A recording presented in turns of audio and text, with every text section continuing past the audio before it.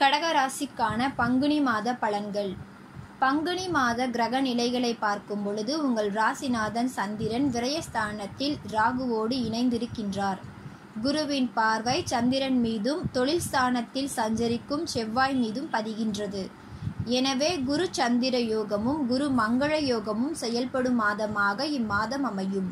வாழ்க்கை தேவைகள் பூர்த்தியாகும். வருங்கால நலன் கருதி எடுத்த முயற்சிகளில் ஆதாயம் கிடைக்கும். உடல் வலிமையும் மனதில் தெளிவும் கொண்டு உற்சாகத்துடன் பணிபுரிவீர்கள்.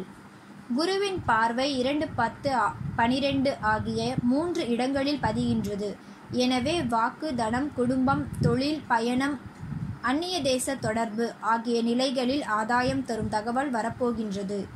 கொடுத்த வாக்கை காப்பாற்றுவீர்கள். குடும்ப முன்னேற்றம் கருதி எடுத்த முயற்சிகளில் வெற்றி கிடைக்கும். கடுமையாக உழைத்தும் பலன் கிடைக்கவில்லையே என்று கவலைப்பட்டவர்களுக்கு ஏராளமான வாய்ப்புகள் கைகூடி வரும். சுப காரியங்கள் நடைபெறுவதில் இருந்த தடைகள் அகலும். நல்ல வாய்ப்புகளை எல்லாம் வரவழைத்து கொடுக்கும் விதத்தில் கிரக நிலைகள் சாதகமாக விளங்குகின்றன. அரசியல் மற்றும் பொது நலத்தில் இருப்பவர்களுக்கு புதிய பொறுப்புகளும் பதவிகளும் வந்து சேரும். இனிய பலன்கள் நடைபெறவும் எதிர்பார்ப்புகள் நிறைவேறவும் அவ்வப்போது திசா புத்திக்கேற்ற தெய்வ வழிபாடுகளை மேற்கொள்வது நல்லது. வெளிநாட்டு முயற்சிகளில் வெற்றி கிடைக்கும். மறைந்த புதனால் நிறைந்த தனலாபம் கிடைக்கும். மாமன் மைத்துனர் வழியில் ஏற்பட்ட மனக்கசப்புகள் மாறும். கரைந்த சேமிப்புகளை ஈடுகட்ட புதிய ஒப்பந்தங்கள் வந்து சேரும். இம்மாதம் பங்குனி உத்திர திருநாளில் உங்கள் ராசிக்கு யோகம் அளிப்பவர் செவ்வாய். அதற்குரிய தெய்வமாக விளங்கும் முருகப்பெருமானை வணங்கினால் நல்ல காரியங்கள் இல்லம் தேடி வரும். அன்றைய தினம் முழுமையாக விரதமிருந்து கந்த சஷ்டி கவசம் பாடி முருகனை வழிபடுவது நல்லது. ராமநவமி அன்று ராமன், சீதை, அனுமன் ஆகியோரை வழிபட்டால் செய்யும் காரியங்கள் சிறப்பாக நிறைவேறும். மார்ச் 20ஆம் தேதி ரிஷப ராசிக்கு செவ்வாய் செல்கின்றார். லாபஸ்தானத்திற்கு செவ்வாய் வருவதால் தொழிலில் லாபம் இருமடங்காகும். நீண்ட நாட்களாக சில காரியங்கள் செய்ய பணமில்லை என்று கவலைப்பட்டவர்கள் இப்பொழுது மிதமின்றிய பொருளாதாரத்தில் மிதக்கப் போகின்றீர்கள்.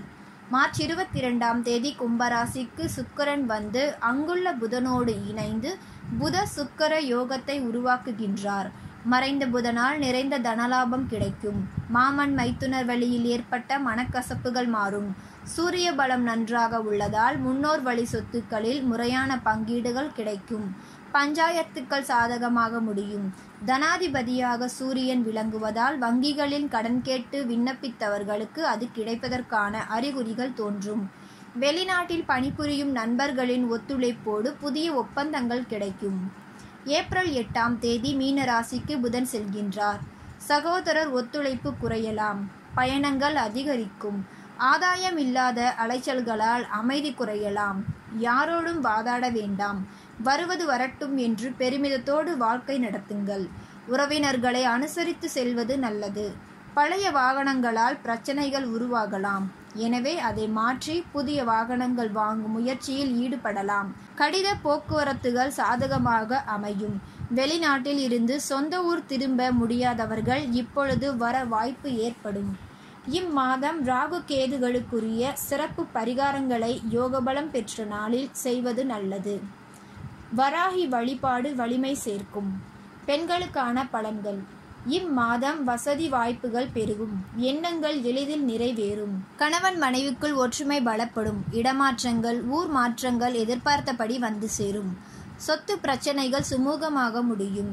தாய் வழி ஆதரவும் உடன்பிறப்புகளின் ஒத்துழைப்பும் மாதத்தின் முற்பகுதியில் அதிகமாகவும் பிற்பகுதியில் ஓரளவும் கிடைக்கும். பிள்ளைகளின் வெளிநாட்டு யோகம் கைகூடும். பணிபுரியும் பெண்களுக்கு உயர் பதவிகள் வருவதற்கான அறிகுறிகள் தென்படும். சலுகைகளை மேலதிகாரிகள் வழங்க முன்வருவர். ஆரோக்கிய தொல்லை அகலும். குலதெய்வ வழிபாடும் செவ்வாய்க்கிழமை தோறும் முருகன் பெருமான் வழிபாடும் செல்வ நிலையை உயர்த்தும்.